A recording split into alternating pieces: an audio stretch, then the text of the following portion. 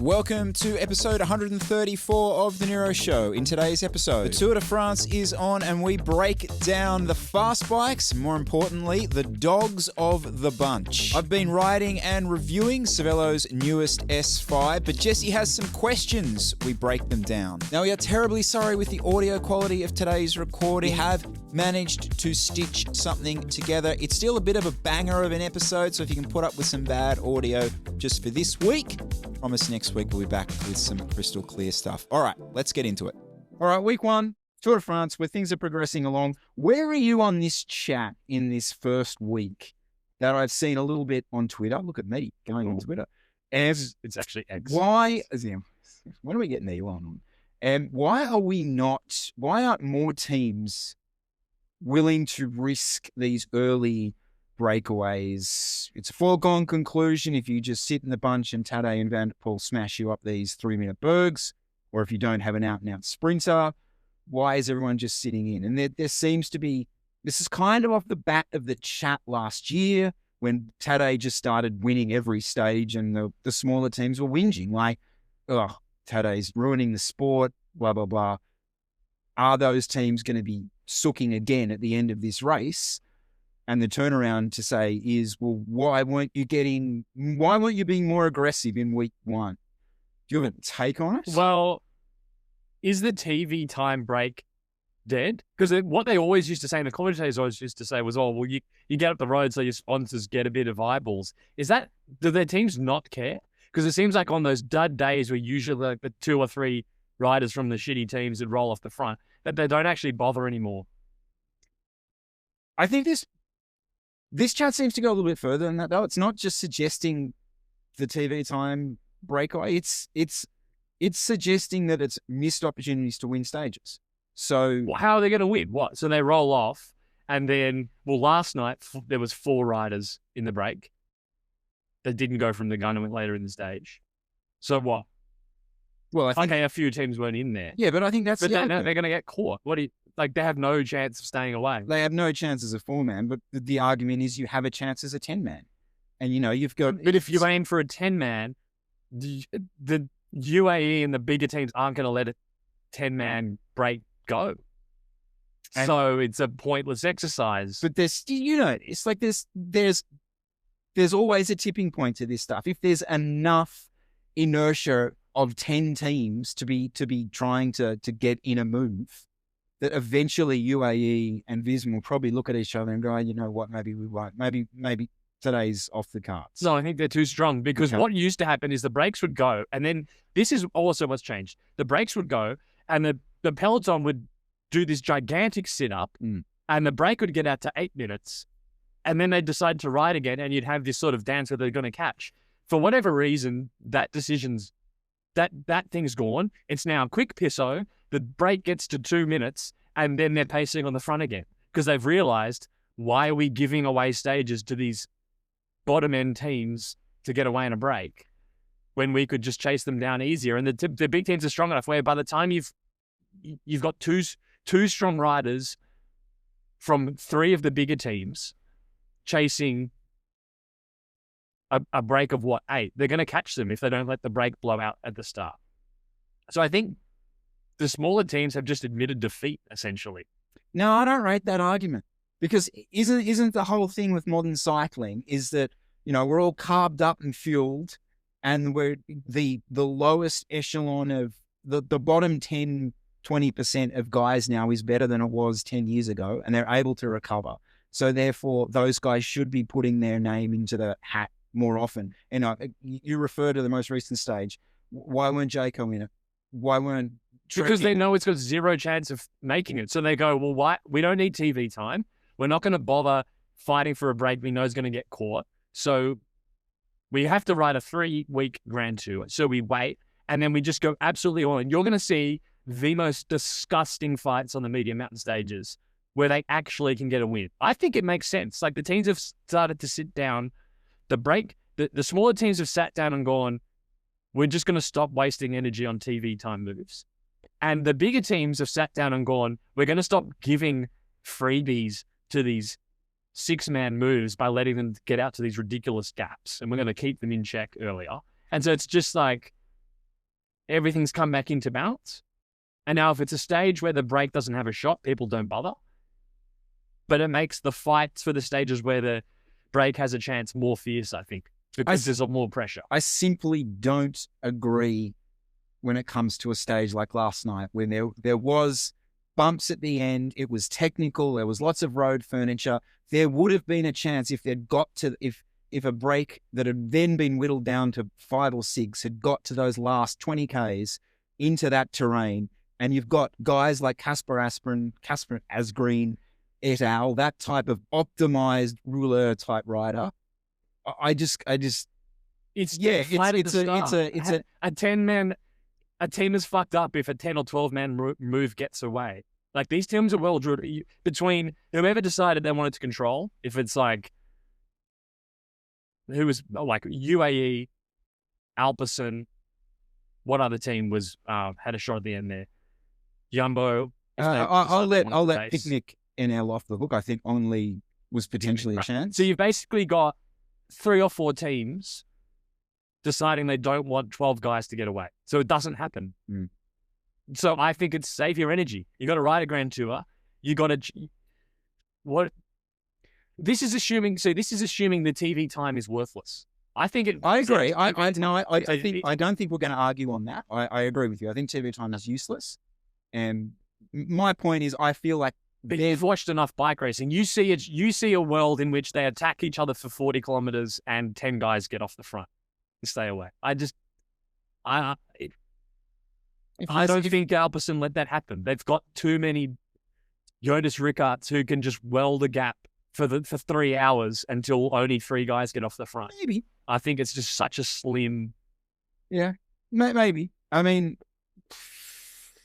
Alpecin a downer rider. Yeah, I mean, okay. I just don't want these teams to be the same ones whinging in the last week of the tour, saying, "Oh, UAE are a bunch of dickheads because all they do is ever win every stage." Well, but they could still whinge because UAE is so strong. Like they could potentially whinge that they can't keep up with a team that has 8 times the budget.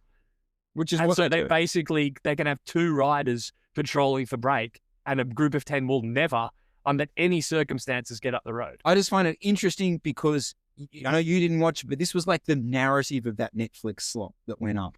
Was like this whole David versus Goliath. Oh, it's unfair. Look at our poor French teams that don't have the budget of UAE. It's not fair. They're mean and rude, and they're ruining cycling. And it just seems like, well, okay, do something about it in this particular circumstance. Well, the way I see it, if you're pick a lower grade team, if you're Total Energies, do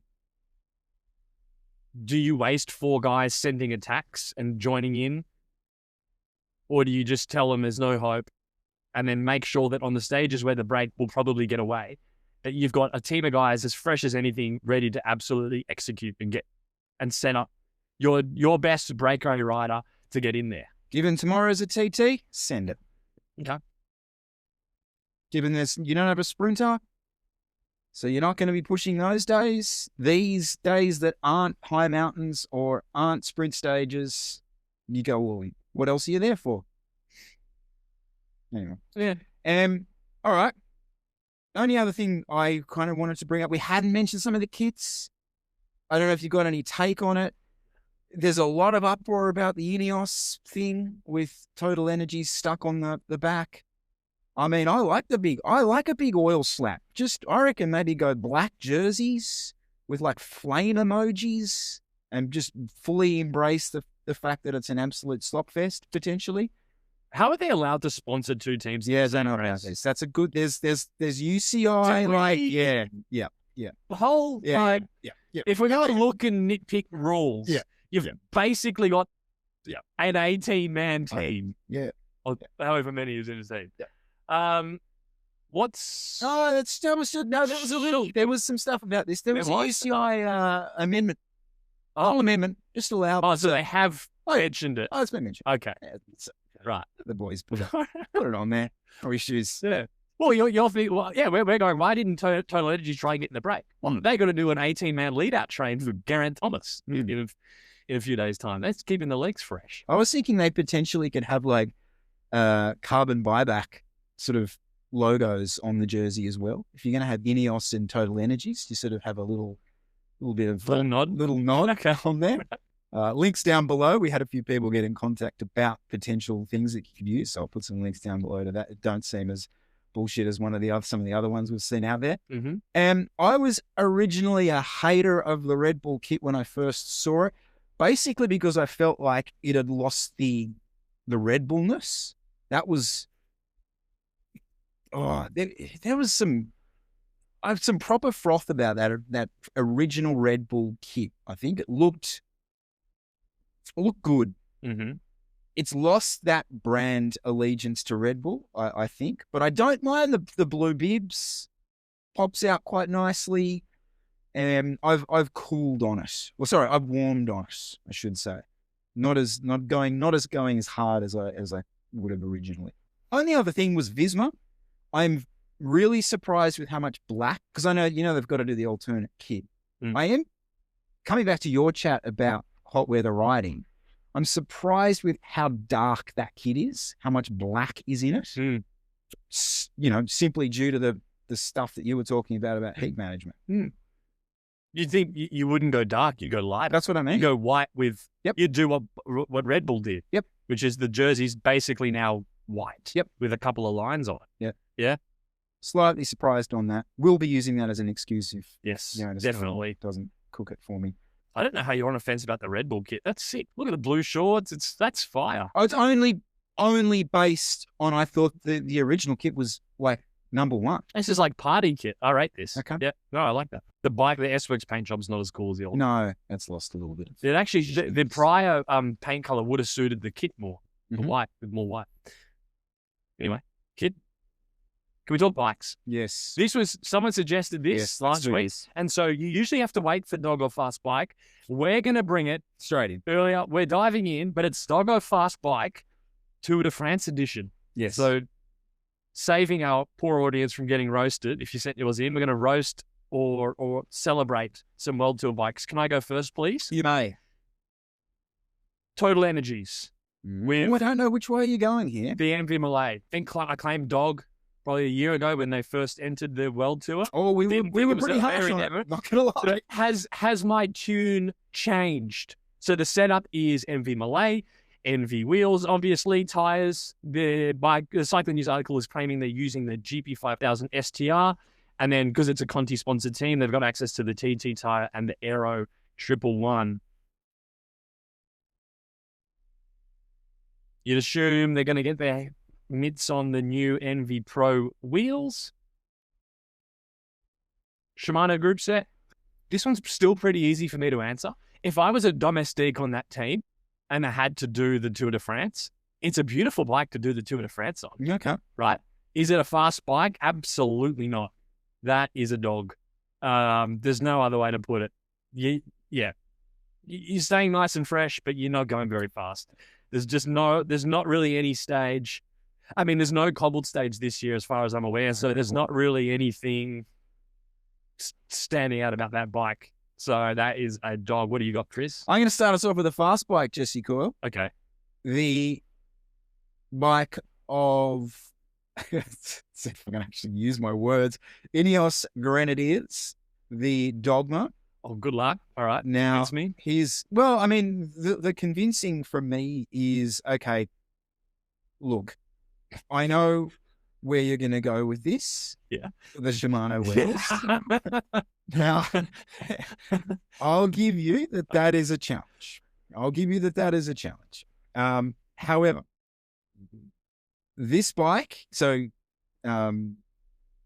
tested, basically, it blew everything else out of the water when it came to the competition when Cervelo were testing the new S5. It didn't, but okay. Okay. Well, in their testing, it did. So it was the closest competition. It blew it out by 3 watts. Yeah, 3 watts. It's fast bike. Okay. Fast bike. And in a scenario where you're a rider on this team and you're one of the teams that doesn't offer you a choice between different bikes, I think this is basically as good as it gets. Hence, I think it's a fast bike. Okay. You disagree. I take your Ineos Dogma and I give you Red Bull's S-Works. SRAM, group sets, which means it's basically carte blanche, 1 buy, 2 buy, choose your chain ring size, go for gold. You also get to use the new Roval wheels. Yeah, that mullet setup. The yeah, that's. CLX I'm not 3s, sold on that. or the sprint wheel set, Jury out. carbon spokes. That thing is, now I don't know I still don't understand why Remco's is so heavy, but you're basically in whatever spec, you're pretty, even in 56, you're pretty close to the UCI weight limit. And okay, you're not Dogma frame set quick, but you're within a handful of watts, and I'm taking the SRAM Red Bull setup. Jury very much out on that mullet setup as far as I'm concerned. You may have absolutely gone for it, but as far as I'm concerned, we're hanging off. And they're using tubeless tires now. Oh, okay. Because Remco's using 30 mil tubeless turbo specialized tires. So you don't have that. That's a spanner in the works. Mm-hmm. Potentially both fast bikes? Will you allow that? No. The Dogma's a dog. I like your, I like that attempt at compromising, but when we look at what else yours if you give me mine. When we look at what else is on offer, I'm sorry, then you can't categorize the Dogma as a dog when we're going to put it up against the Lapierre Slop Fest, the poor old bloody post NL. Two dogs don't make a fast bike. So what if there's another? What else you got? Actually, just pause. You're on the Hammerhead Karoo. Where's if you're on a Red Bull team? A lot of those Zip teams are on the. This is the new one. Teams are on the. Is it? Yeah, is it any good? Yeah, it's good. It's actually pretty good. Yeah. Okay. All right. I just has a Tour de France, right? I mean, the main issue of the Hammerhead is the battery life. You're going to get 8-10 hours out of it. You're good. Okay. You're good for that. Like feature wise, it's fantastic. Okay. But yeah, the battery life thing is an issue for these guys. Look, this is. I mean, it's an easy one, but for me, Cofidis's look 795 Aeroblade, massive dog. Now this one, obviously, a few of them got stolen, which was very sad. Did you hear about this? Mm-hmm. Bikes got stolen. Not surprised, they got found. So seemingly the thieves found them. Oh, well, maybe we can't move these things. Maybe they are actually a bit of a dog. They're also bucking their riders off, seemingly. So you hit the cobbles on that, your campy wheels with your 20 internals, and you're riding a bucking horse. That was not a great advertisement for vertical compliance. Every Malay is just tracking. Yeah, look at that. No, look, I'm sorry. That's a whole setup disaster, unfortunately. Marginally improved on probably what they had to lug around last year with the big tugboat derailleur, but still well and truly in the kennel. Alpecin de Koenig, Canyon Air Road. Now, not quite an easy one to figure out. But let me talk you through Vanderpool's build. Now, it is white paint, which, if I remember correctly, is actually quite a heavy paint. I'm just making excuses because you can see where I'm going. You've got the Dura Ace wheels. You've got what look like gravel width bars for him with a -17 stem. 30 mil Pirelli tires on Dura Ace wheels. And then they weighed it and it was 8 kilos. Sorry, not 8 kilos. It was 7.98. Unfortunately, they've done a really good job to turn the Air Road into a dog. I'm so glad you went here, Jesse, because if a Nero Show subscriber had sent in what Vanderpool has to ride, we would both sit here and say, you've ruined the Air Road.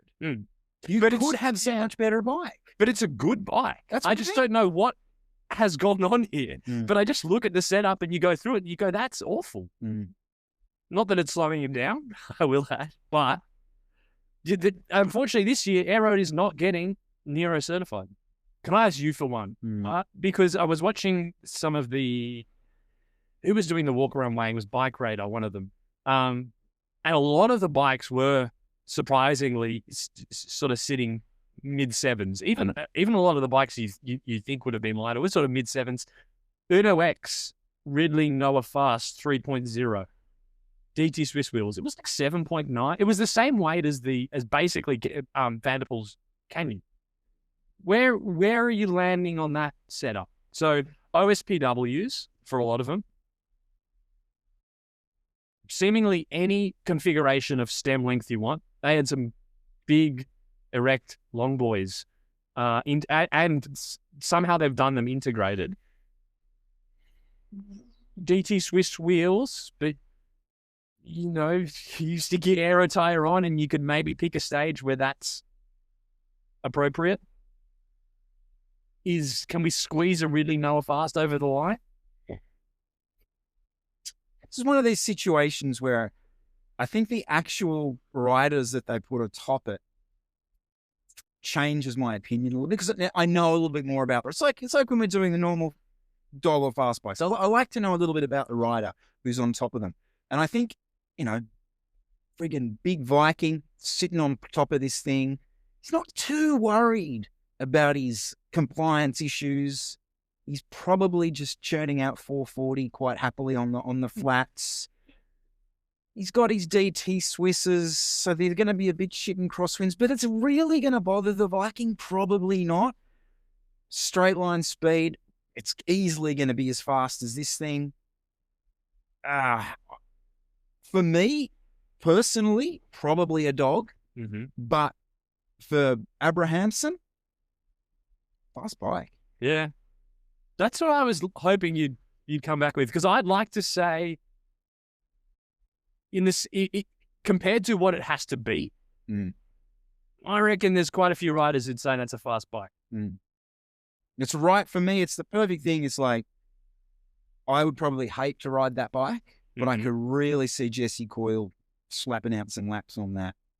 Dog of the bunch, though, Jesse? Dog of the peloton? What do you got? If we had to give one crown dog to rule all other dogs in the pound, it is going to Picnic Post NL. Congratulations. Lapierre, Zelius, DRS, do it all. Could be wrong, plus or minus a what. I think Tour Magazine had it at 216. Beautiful. You've got some really nice Ursus wheels from 2019. Yeah, other Ursus.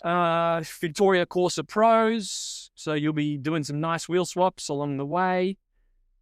Dura Ace, and that's a proper Dura sponsored team, so you are also on the random number generator. What stage are you happy to be on that? Give me one. Champs-Élysées, because you know it's about to end. Because you know you made it to the finish. Yeah, look, Oscar Onley's having a good tour. I hope he might even sneak his way into the top 10 potentially. But it won't be in thanks to this bloody dog that he's riding around on. This is the alpha. This is the alpha of the pack, ladies and gentlemen.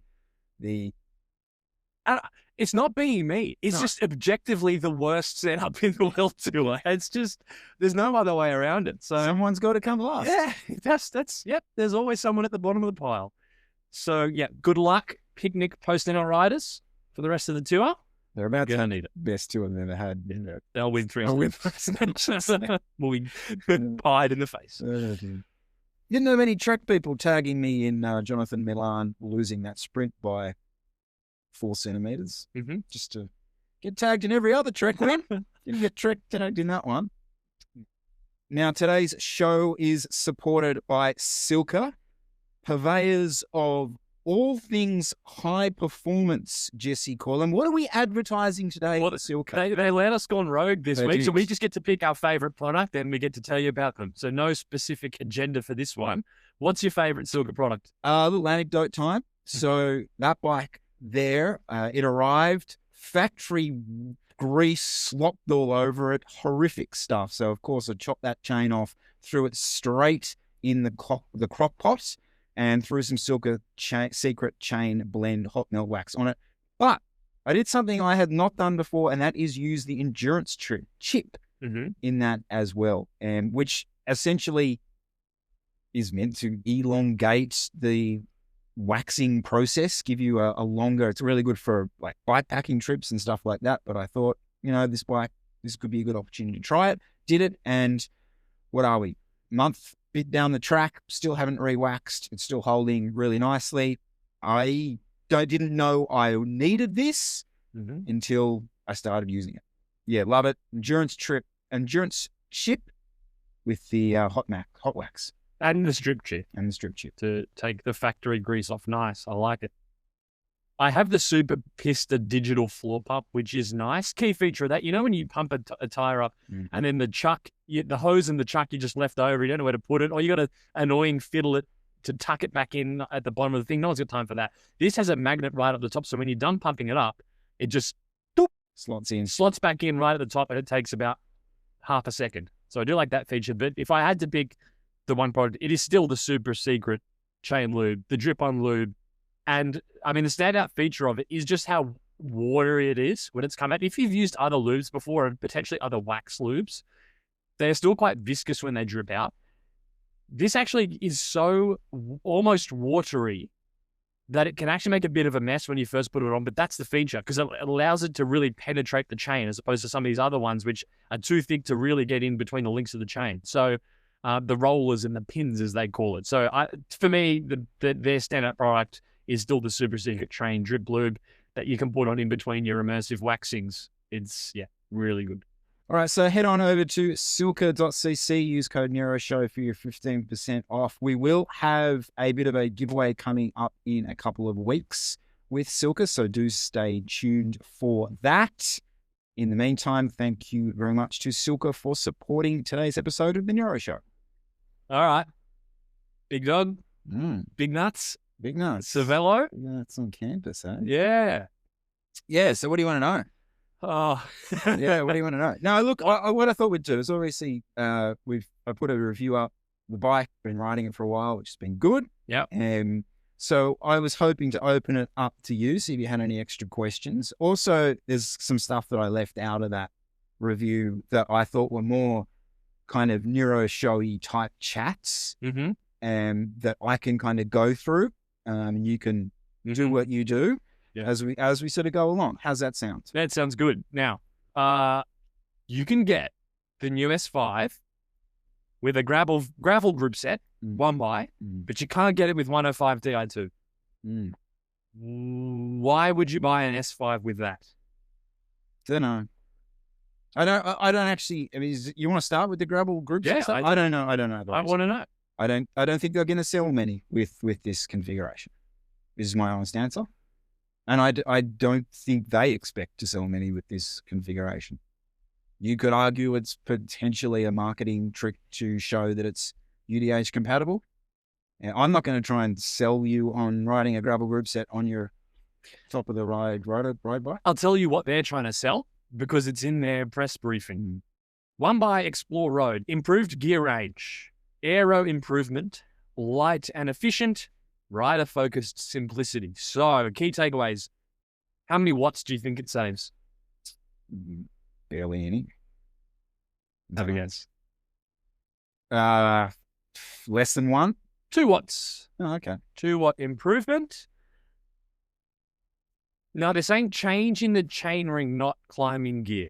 And so this is the numbers. So if you go into one by and you think, oh, how's that affecting my gearing? If you had the SRAM Red 5037 chainring with a 1033 cassette, your hardest gear is the same compared to a 50 to one by with a 1046 cassette, and your easiest gear is slightly easier in the 5046 versus the 3733. So they're basically claiming that your gear range is the same. So you just go one by. Now we're going to get onto the price of the bike, but given how expensive this thing is, why they would waste a model with that and not put a cheaper group set on it is weird. I don't know. I don't know the answer. I do know that it was a decision by Cervelo. It certainly has nothing to do with... It's funny. It's like nothing to do with SRAM, like some sort of conspiracy theory where SRAM were trying to get them to do it or anything like that. It's very much Cervelo wanting to do this. And the rationale behind it is they obviously think there's a niche out there that want this. And for me, like speaking personally about, if I would go down this route, because you've been riding it. What do you? Are the jumps in the gear? Am I over? Yeah, you're overplaying it. It's not that bad. It's better than so obviously I rode one bike before. This range. So just to clarify, I'm running a 52 front chainring with a 1046 at the rear. It's fine. The jumps aren't that bad. For me, it's not about the minimum and the maximum performance of the gearing. It's where the chain sits in your sort of daily kind of riding. And for me, I'm going to be too far down the small end of the cassette at the times that I need it. So if I'm doing fast-paced group rides and stuff like that, I'll be down there. I'll be probably spending some time in the 10-tooth. What I'll do is I'll actually flash up at the moment while I'm talking some of the metrics, because obviously I've got the metrics from the rides that I do, and I've got the teeth that I'm in, so I can flash that up, which is semi-useful. Other things, few things. You might have stuff you want to get into. Firstly, let's just, by the way, what do actually, they've done a good job with the bike, right? Like your review was positive. If we talk through some of the aero numbers, because they provided this in their chart, and we can kind of do a bit of a backwards check against Tour Magazine to see if it stacks up or if it's total garbage. So they're claiming 6 watts faster than the old S5, which was 202 watts in Tour Magazine. In their press launch stuff, they gave what it was compared to some competitors' bikes. So the first thing that they listed what the competitors were and didn't say it's X watts faster than some random other bike. I've never seen that before. That's good. Yeah. They said what the bike was. Yeah. So old S5 for Tour Magazine was 202. They're saying 6 watts faster. So and it appears like the speed they tested it was also 45k an hour. So let's say it's 196 watts. They're sort of claiming. They said the dogma was. Let me just explain how I've done this. I've used the old S5 as the benchmark at 202 watts, and then compared. They said how much slower the other bikes were compared to the new S5 and the old S5, and so we can compare how much slower they say they were to the other bikes versus how much slower the Tour Magazine said. Okay, it was. So right, I'm confused. All right, go on. Old S5 is 202 watts. Yes. Tour Magazine have the old Dogma at 208 watts. Yes. Cervelo claim it's 2 watts slower than the old S5, which means Cervelo claim the old the Dogma's 204. Okay. Yeah. Right. The Tour Magazine tested it with those Princeton Peak 4550s, which aren't very deep. So potentially that's why Cervelo think the Dogma is faster than it tested Tour Magazine. That's not far off. It's very close for the other bike. So Tour Magazine have the Super 6 at 207 watts.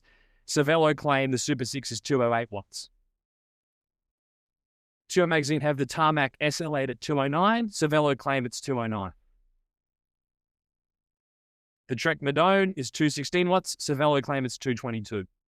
So they're all within a couple of watts. So that makes me think that their claim of 6 watts faster, which would put it at 196 watts in a Tour Magazine style, is probably accurate. And also makes sense with the changes they've made. The front wheels deeper, the forks deeper, the head tubes deeper.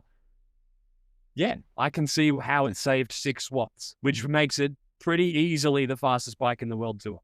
I would say pretty confidently a couple of watts faster than the Y1 RS. Not by much, but just a little bit. So to do that and also strip some weight out and keep the ride quality the same, I mean, I kind of agree with your review. They've done a bloody good job. Yeah, well, I think when we even talked about this, a couple of months ago, we were like, what are the goalposts here? And I think both of us were like, yeah, make it a bit faster, make it a bit lighter. But ultimately, both of us felt like the ride feel was probably going to be the key part of any improvement to the bike. And I think that is what they did. And it's funny because that's actually what their number one goal was to improve the rideability of this bike across different terrain. So They've pretty much nailed that. The only thing I can just sort of pick up on a couple of things quickly. Until you die from something. So just on the handlebar stuff, I know we do sort of get stuck into this customization stuff because it breaks down a lot of it. Some of these brands like the Factor Monza and stuff when they kind of launched it. So what they're doing is, so your frame gets spec'd with a generic handlebar size. So for example, a 54, I think is spec'd with like a 100 mil stem with your 40 and your 40, that sort of stuff. So but what's actually gone ahead and happened is they have different customizations all the way down to like a 36 120. And if you go to a retail store, you go to your point of sale, they'll swap that out free of charge at your point of sale. It's kind of a funny one because who picks up the cost of this? And this is actually one of the things that was useful that going to it is like seeing them, they're still negotiating how this sort of plays out. Like who's covering the cost? Is it the local importer? Is it the retailer? Is it Cervelo? Like who picks up, where are all these 100 mil, 40 centimeter wide bars going when they get ripped off the bike? So that's a question. I think there could be a nice little secondhand market somewhere for these things. But as it stands right now, that cost is not passed on to the customer at the point of sale. So yeah, pretty customizable. I mean, this would have been a bigger deal had the UCI not updated their rules, because there's every chance that if you get a size 58 with 40 centimeter wide bars, that you actually end up just sticking with it because if you're doing any UCI race, you can't go narrow anyway. So you remember when I came back and I did my, the UCI are going to ban this chat. That was because they were literally there going, we're not sure whether we should even be launching a 36 centimeter bar because we're not sure what the UCI are going to do. Like that's how completely in the dark the brands are when it comes to what the UCI is up to. I don't reckon they're going to go through it. I've kind of just got a scattergun of different things I've seen as it comes up. So this is going to be totally incoherent, but there's just lots of different stuff. So first thing, it's specs for the boys in the build, and I'm liking it. So the Shimano version Dura-Ace, 5440 chain rings. Oh, yeah, get them on there. Yeah. Yes. It's an aero bike. Yeah. Give us proper chain rings. None of this semi-compact thing because some punter's going to buy it. No. 5440 for the boys. If you get the Ultegra version, they're assuming you're really slow, so you get a 5236. So why... Again, that's why you get Ultegra and then they assume you don't want a 54 tooth chainring. I do not understand. That's brilliant at point of sale marketing because you can imagine how that chat goes, right? The customers in there and they're like, here's the Ultegra. It's cheaper. It's a 52 though. Oh, the Dura-Ace. No, it's a 54. You can't handle that. Yeah. You can't handle that. And just the customer there going, what do you mean I can't handle that? Yes, I can. Oh, give me the Dura-Ace. Yeah, anyway, go on. Sorry. It comes with the 29 mil Vittoria Corsa Pros, which is not a GP5000, but at least it's a 29, not a 26 like came on the Pirellis on that new BMC time machine. So that's a wide enough width tire on these wide rims where you could happily go ride them until they are all cut up and then swap them over. So that's good. So I asked the engineers about this. Did you check, because they doubled down on this chat of like, the wheels and the bike's optimized for these tires, and asked the engineers, did you test Contis? Did you test blah, blah, blah? No, because the reality is this bike is built for Visma Lab. They're riding it. They only care what a Vittoria 29 is going to perform at. So that's the fastest Vittoria tire on this bike. Who's to say a Conti isn't going to be faster? Now, I tried hard to find the weight of these wheels, and I did find it. So they come with, on the Dura-Ace version, you get your DT Swiss 180 hubs, and it steps down to 240 hubs when you get to the Ultegra version, or Force. With the 240 hubs, they're 1,584 grams. With the 180, it's 1,554 grams. Keep that in mind. This bike costs, with SRAM Red Axis, $14,250 US. So in Australian dollars, if they just do direct pricing, then you're close to 22 grand. why are we still on steel spokes? And why is the wheel set still weigh 1,554 grams? You enter the launch. The quote's there. Got the answer. What is it? So the quote is, we did some testing with carbon spokes, saw the weight savings, albeit without an aerodynamic improvement. Additional to weight savings and drag impact, we had to also make a decision based on supply, serviceability, and global support. It's very much something about testing and considering. There's two sides to this, because you could easily make the argument if you go, well, Trek don't have carbon spokes, and then you do like a side comparison, and you go, oh, but the weight, because it's an aero bike, is okay, so it doesn't need carbon spokes. So that's kind of fair, is this sort of almost really in the details side-by-side comparison. But like when you just take a step back and you realize you're paying $14,000 for a bike, which is more than an S-Works. And for that money, if I was paying that, I would want the best of everything. Counter. Oh, hold on. Okay. And I would say that's not the best of everything. And so I would not spend my money on that. Now in the US, they don't do the frame set, at least on their website now. There's no frame set only version. In Australia, there's a frame set listed. I'm just disappointed because it's so close. And I think it's a good bike. When I was looking through it all, I sat here and I went, this could have been it. It could have been done, but then why do I have to sit here for that money? You know, it's $1,200. It's like $1,250 more than the last one, which is a big price increase for basically the same bike. Not the same bike.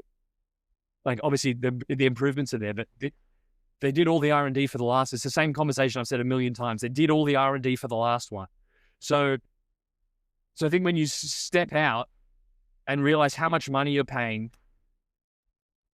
for not the top of everything, it's frustrating because this could be like, take the frame set.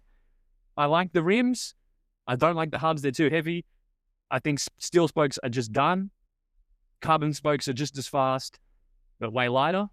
Give me Wout van Aert's wheel set. Why does Wout van Aert get to ride around with carbon spokes and tuned hubs? But if I go and spend 22 grand, I don't get carbon spokes and tuned hubs. I get cheap DT Swiss hubs. So not cheap. I get heavy DT Swiss hubs and 24 steel spokes. As much as I think this is better than most other mainstream top-end bikes, there's still a part of me that thinks you're just getting taken for a ride at that price. What do you think? Am I? That's your opinion. I disagree with you. Okay. Yeah. I mean, when it comes to this fucking carbon spoke, steel spoke thing. And right. Hub, it's the hubs too. You know, Roval redid their wheels, and Envy redid their wheels. They gave lighter hubs and they gave carbon spokes. We're running on how old is that hub? 180, I don't know. Fucking, no idea. I don't. Yeah.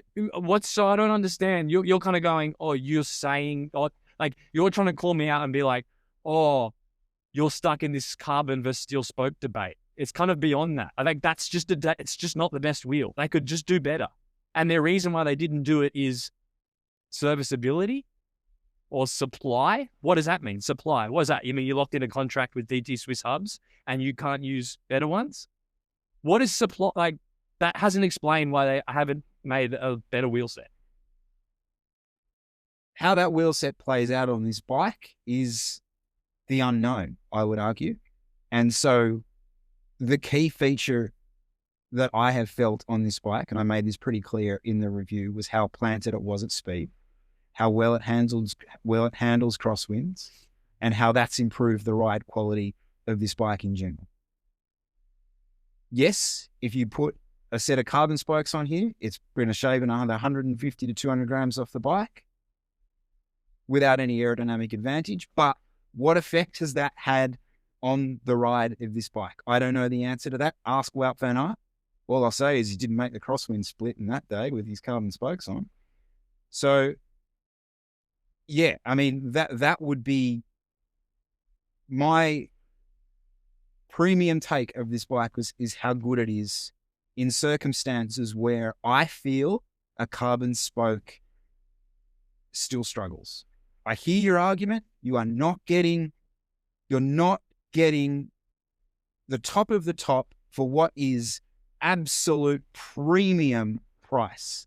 I hear that when you break down every single spec. But I come back to what was my remit for this bike in the first place. And the number one thing was how it rode. And do I think the carbon spokes are the reason for that? I can't rule it out. I'm certainly going to chuck a set of scopes on here and tell you what I think about that, and maybe some CRWs. But, I mean, yeah.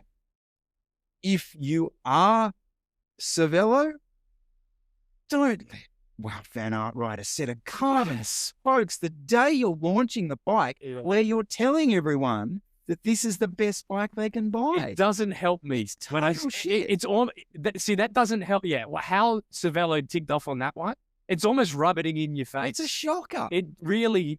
Yeah, that's probably why I'm so triggered. I mean, because it really is just going. Yeah, you could have. You're a mug. This. You're a fucking mug. And that's really what even it is. Even if the rationale to do it is proper R&D, we don't want to find out. Oh, we really want. Even if that's you've got the best intentions in the world, the optics of that is horrible.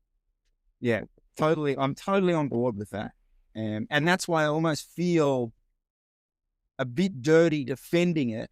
I mean, I like the bike. I like the way it rides, but I do feel a bit dirty defending it just based on this. Oh, here you go. No, you can't have that. I really struggle because we almost, when we're talking about a bike, we're kind of playing fantasy football with it, right? But then you actually, I'm more than happy to do that all the time. But when you actually start to go, okay, someone's spending their hard-earned money on this, I think we need to be a bit harder on it. Yeah, especially when the price goes up. And yeah, I don't want to sound negative. I think this is probably, I mean, if I was going to buy it, that's the thing. I'm going to sound contradictory because if I was going to go and buy a mainstream bike next week to race, I would buy that. But I don't want to get sucked into this trap of everything's always fantasy football, and it's always just comparing to what the other Western brands are doing, and then you can end up losing the plot. Yeah. And someone goes, wait, hold on, you're paying $22,000 for that? Yeah. So I just have to, I had to get that off my chest because, No, that's fair. That's well said. The other thing is they're in stock. Now, it sounds weird, but I mean, GC did a video and he said there's a 56 in this shop and that shop. The fact that you can get them when the bike is released, it's funny that that's a positive, but in 2025, that is cool. They released the bike, and if you want one, it's either going to be in stock at a shop near you, or I'm sure if I went down to the Happy Wheels down the road and said I want one, I'm sure there's a shipment coming in soon. So that is good. I will just say this super quick. So like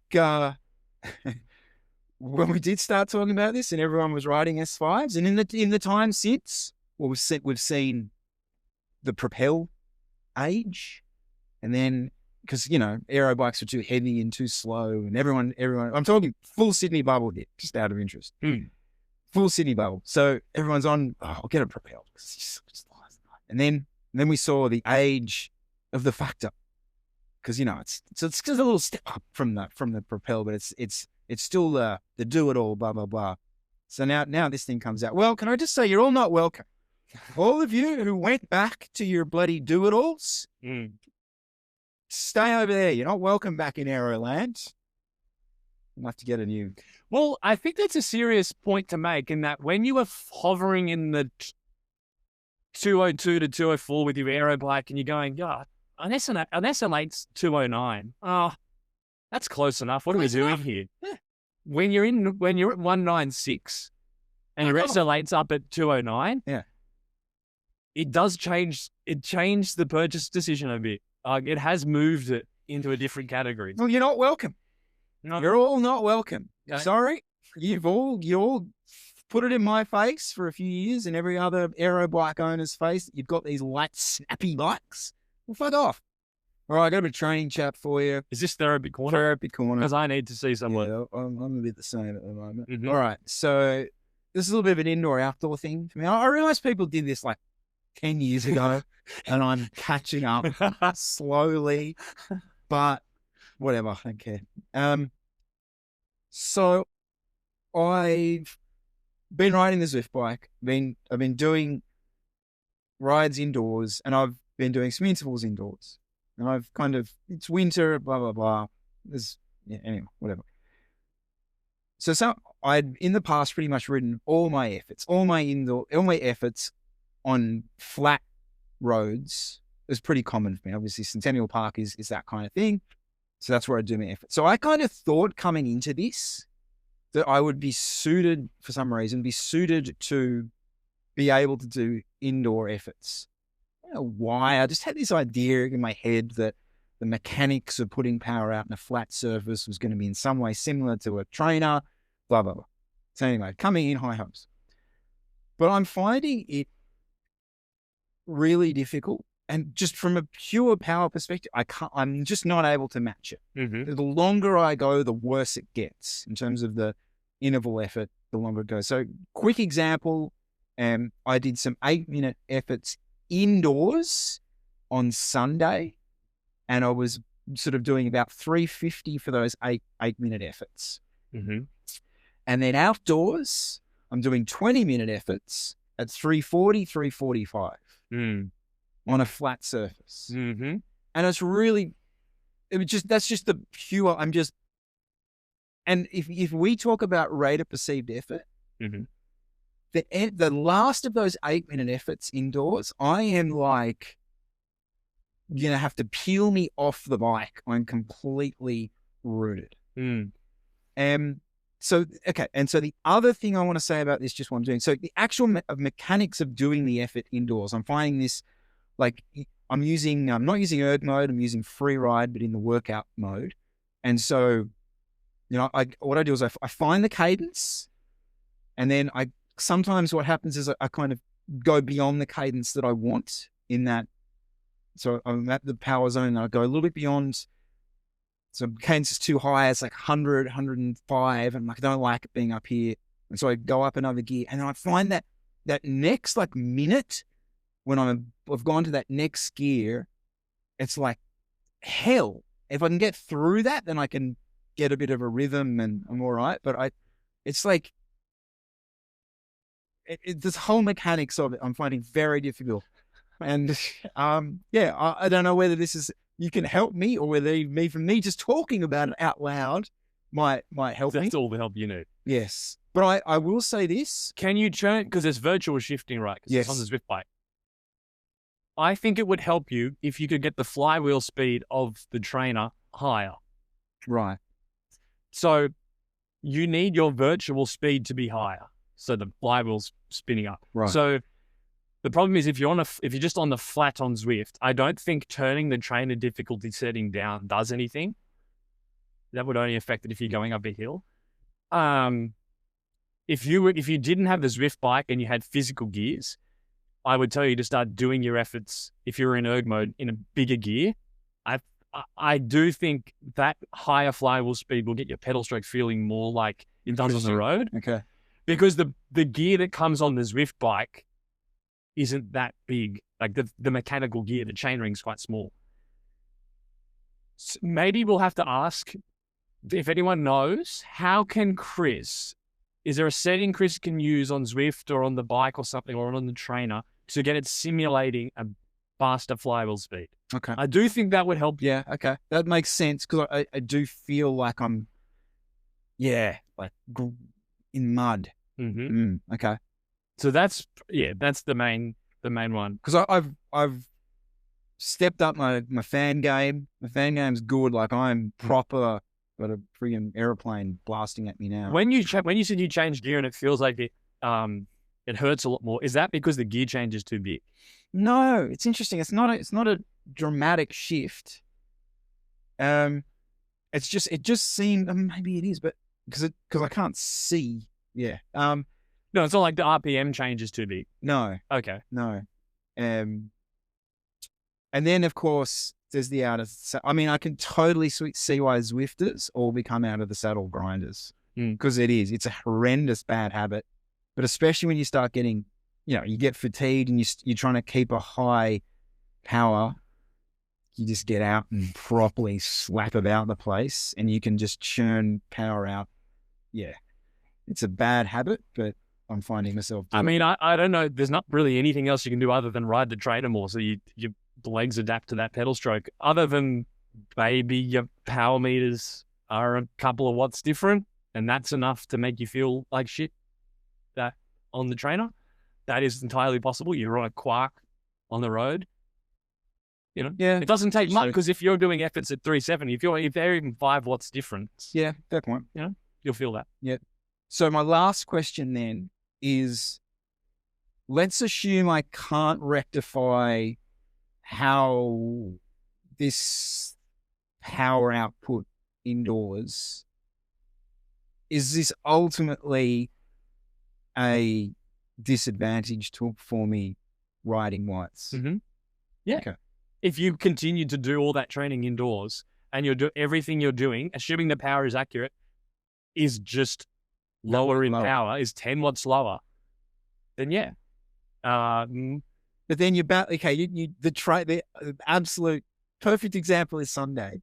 I was never going to be bothered to ride to Bobbin Head to do 4 Bobbin Heads. Never in a million years. Not in the middle of June, July.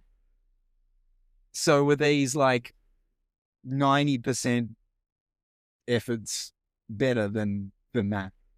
Yeah, and that's for most people. They just go, no, well, this is the only place I have to.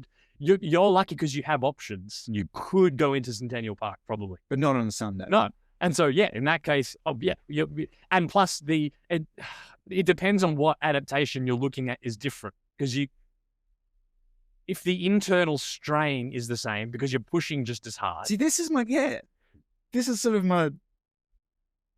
of what I want to get into, because I feel like that's got to be a thing. I should have done more research on this, but we've got YouTube comments for it. I'm kind of I would need to look in and spend more time thinking about the individual adaptation. But you've got the external workload's different. The internal strain that your body is having to put in is the same if the RPE is the same. And so even though you've got the fans blowing, perhaps the stimulus from a heat management point of view is the same, or if not more. The muscular strain, the adaptations that happen in the muscle are probably not going to be as strong. The adaptations in the blood that are triggered are probably going to be the same. Overall, because the power is lower, if you're training for a race on the road, you will be slightly worse off. You will be worse. I'm going to make up a number. I'm just making this up. You will be worse off in 20% of the adaptations. I would say the rest of the 80% of the adaptations are the same. So, but that adds up. If you're doing 3, let's say you do all your intensity on the trainer because you find it easier to do the efforts. Well, yeah, you're doing 3 sessions a week where that 20% of the mechanical stimulus from doing the power higher is not there. Yeah, that adds up. If all you were doing was Zwift racing, it probably wouldn't matter. Yeah. But yes, that's okay. If I had more time to, go through all the adaptations and I'll list them out and think through it more, I could give you a better answer. But yeah, there is a difference. You can't think just because you're suffering as much that the stimulus, that the result is the same. Yep. Yeah, fair enough.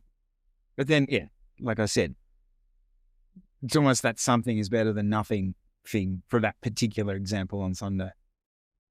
That having done that was still better than not. I'm surprised you feel such a difference. I mean, I've done a few sessions on the trainer and I feel like I'm pretty about the same as the road. I really want to work through it. I am not giving up on it. Because I do honestly feel like it's a weakness of mine. Like it's like a mental weakness or something that I can't do this. But I find it mentally way harder. Like I do in my training on the road, I do those like hour-long zone 4 efforts. You couldn't pay me to do that on the trainer. No, that's true. So, but I think I'd be able to do the same. I've done shorter efforts at the same power on the trainer. The RPE feels about the same. But it sounds like you've got both. You've got you feel like it's harder to do the efforts of that length mentally, but also physically. Yes. Can't hit the same power. Yeah. Oh, there's no way I could do an hour on there. No way. People do. I know. You get used to it. I know. Yeah, baby steps. All right, that's my therapy. What do you got for me? So what it is going through sort of cycles of training and then not training and then going, I don't need to train.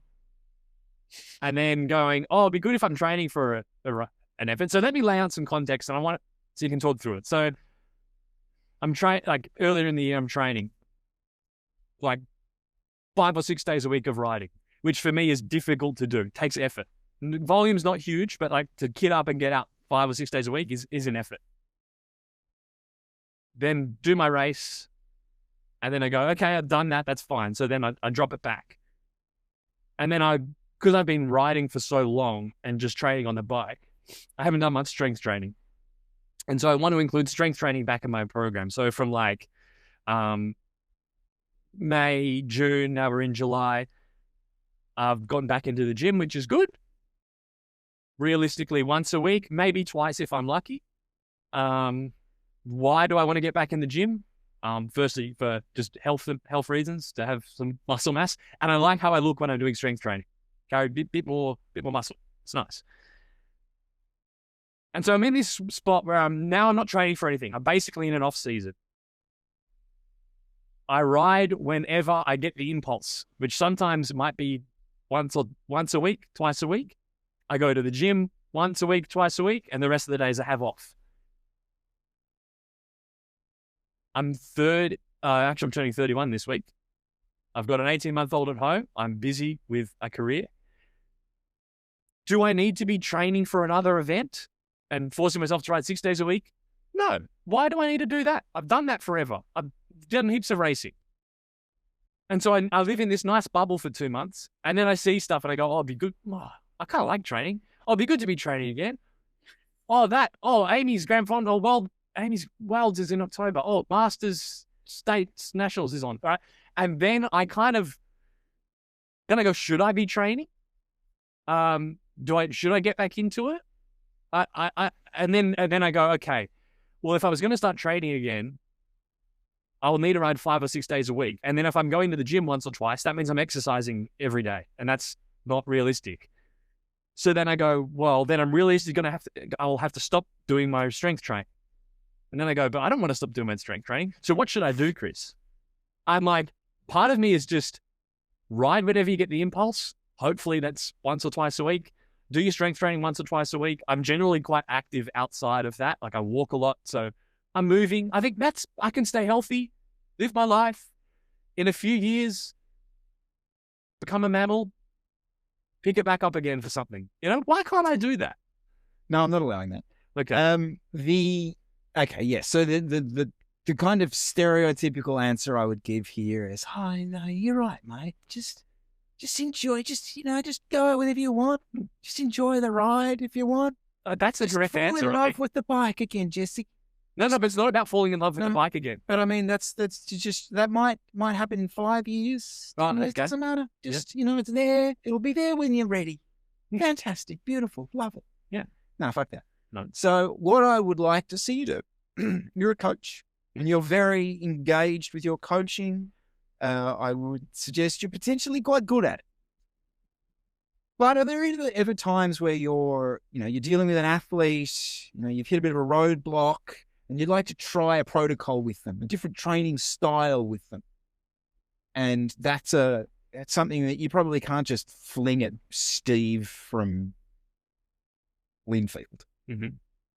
I would suggest that you use yourself as a little bit of a guinea pig and just trial out a few little programs for yourself. Wacky.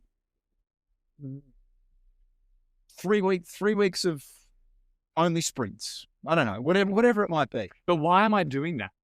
Why professional development? But why can I just enjoy having no guilt and just know, it's not really guilt. I don't get guilty. That's not the right thing with me. I like it's just a dog with a bone. I just get FOMO. Why can't I just work like a normal person and just exercise for the sake of exercise? And because you're not that person. You're Jesse Coyle. Like, that's not who you are. This is yeah, it is. It's just let me be. No. You will not be happy because you will always get that. It's not like, see, the problem you have is you're not working at Macquarie Bank in a corporate job and you can delete your Strava account, never look at Instagram. No, that ship has sailed. You are fully, the quicksand has snapped you up at this point. So you're always going to be dragged back in with something that you see. It might be the tour. It might be, something you see on YouTube, whatever. Yeah, you're going to get that FOMO. And I don't think you would ever be, comfortable. Just because one of the things. So one of the things might be, well, why don't you just ride 3 days a week instead of 1 or 2? Go to the gym once, and then you're sort of in a middle ground. And I go, yeah. But then I do a few good sessions, and then suddenly I'm like, I want to be riding 5 days a week again. So how do I stop that?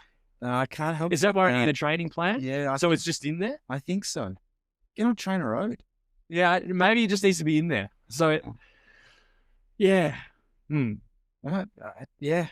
think it's either it's in there.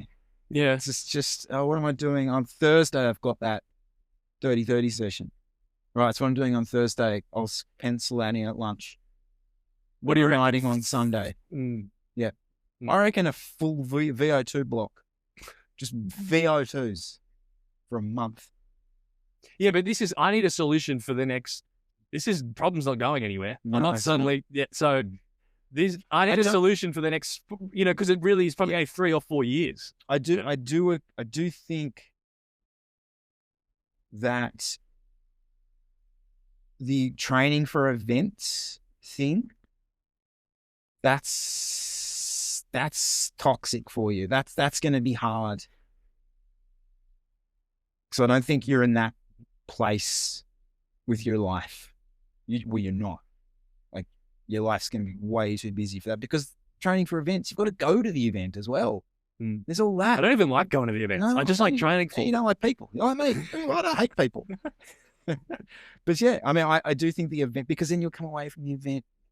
What do I do that for? Or I'll get that call on a Thursday before the Sunday event. Be like, I don't want to go. Yeah, you just the fun bit's over. You just get going.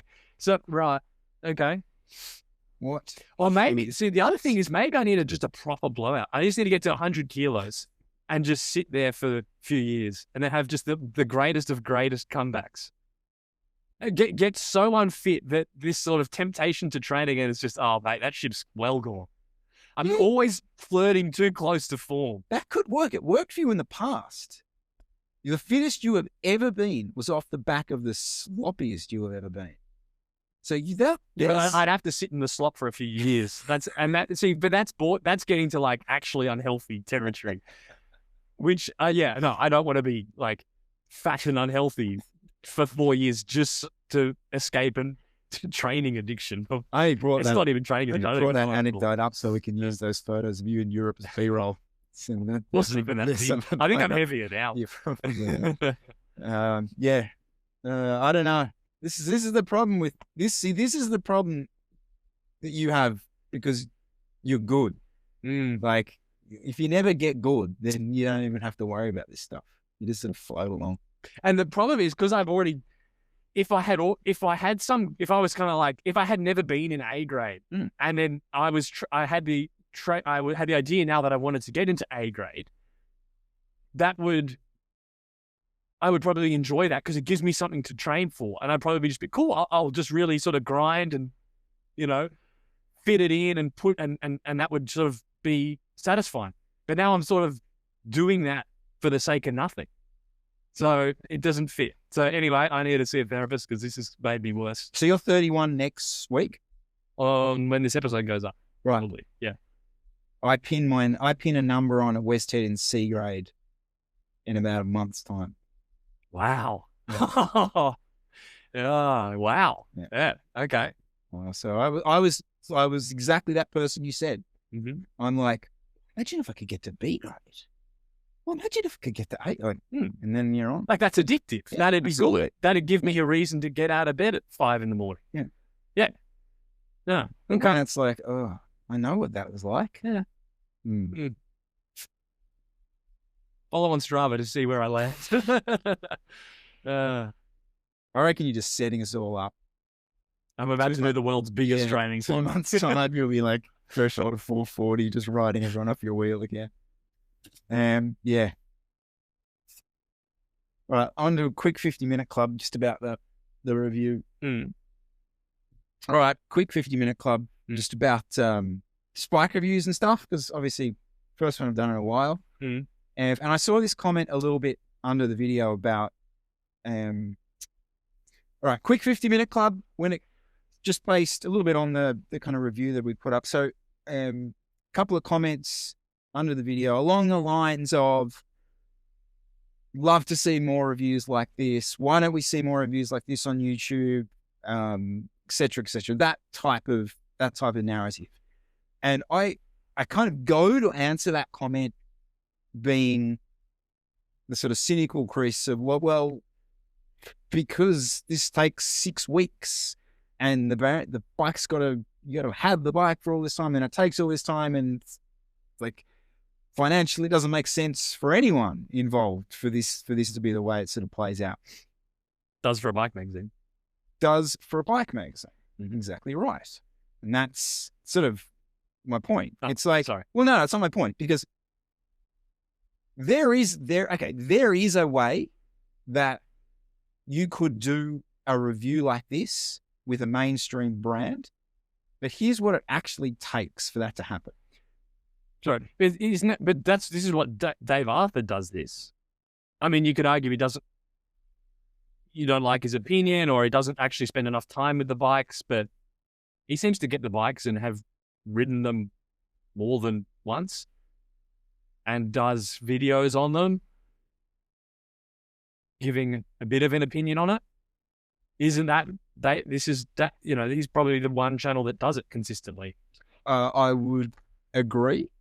And I would say that is basic. He's the only person who's been able to merge what was his sort of bike magazine background into the modern sort of YouTube type thing. But, and I'm not trying to say this like, oh, I've done one review and now I'm like a war correspondent in Gaza who's just got this incredible. Like, that's not what I'm trying to say here. I just want to really talk about the review. Yeah. So I guess the question is, like, it would be good to see more reviews from people who have ridden the bike, more professional reviews from people who have ridden lots of bikes and do a review having ridden them for more than a week. Correct. And here's why. But I don't think Dave Arthur gets the bikes for that long. He won't. Most of them. 100%. And here's why it won't happen, because there's nothing in it for the mainstream brands to do this. Nothing.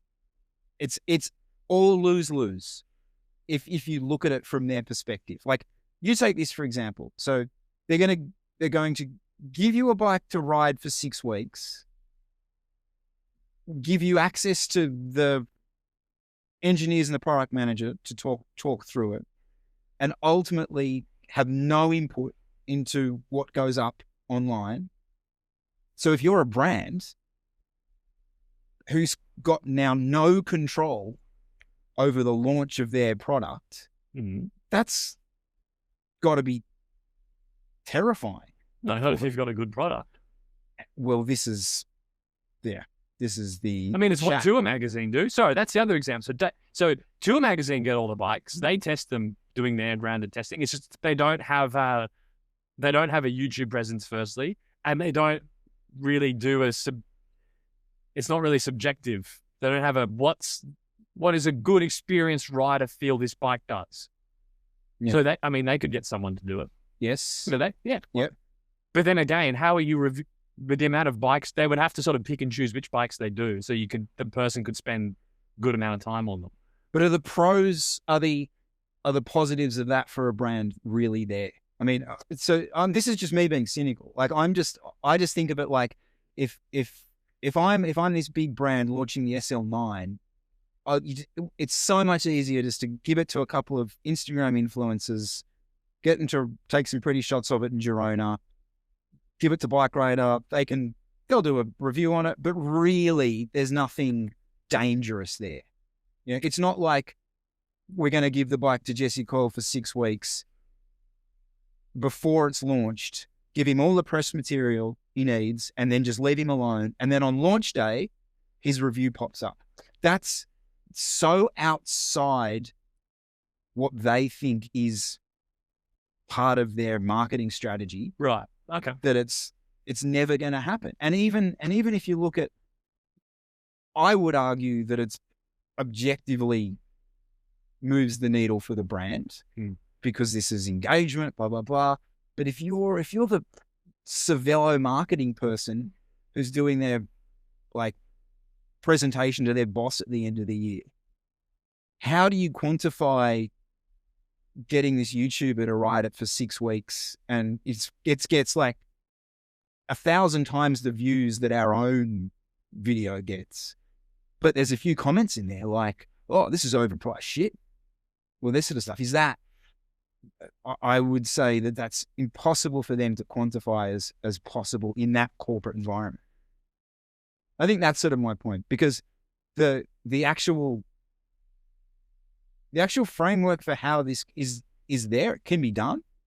You know, if there's an SL9 and you got it 6 weeks before the launch, all the press material, you could come up with launch day, I reckon, a cracking launch day review of the bike that would actually stick with I don't agree. I mean, so Tour Magazine don't buy those bikes. As far as I'm aware, anything you see Tour Magazine tested, the brands have sent in. They request a bike, but it's a bit of a thing where the bike brands are almost forced to do it because otherwise they're not relevant because they're not in the ranking. They're not in the system.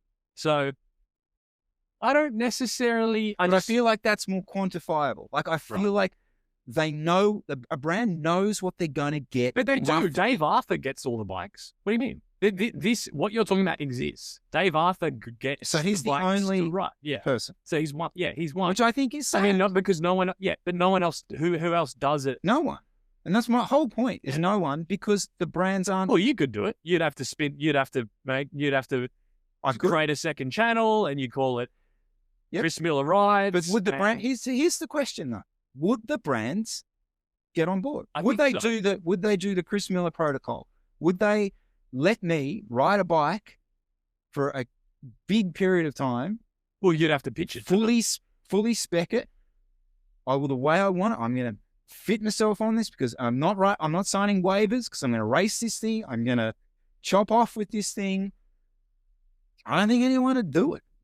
I mean, it just doesn't exist because there's no money in who's making money. It just doesn't exist. Mainly because why would you bother making a second channel to spend 3 weeks with a bike and produce these reviews? Yeah. To make a couple to make $500 in ad revenue. It just doesn't make any sense. Yes. So I don't think it. Yeah, I kind of agree with you. It just I don't think it's because of the brands. I think it's because it's just as a business thing, it doesn't make any sense. No.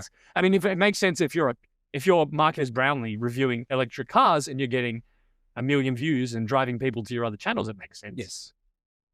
I mean, I think we could do 2 or 3 a year here on this channel between the two of us that would actually, like Shane Miller made this, but like you're actually adding to the conversation, not just doing a review. You're actually adding to the conversation about any of these products. Subscribe now. Oh, I didn't do the shout out. Shit, we left at the end of the bloody show. Oh. 70K. We saw a massive bump last episode, Jesse. Yeah. Huge spike. It's up to 67. Yeah, we're spiking. All right, Jesse, I reckon potentially us done today. That's it. All right, we will see you all real soon. Chat to you next week.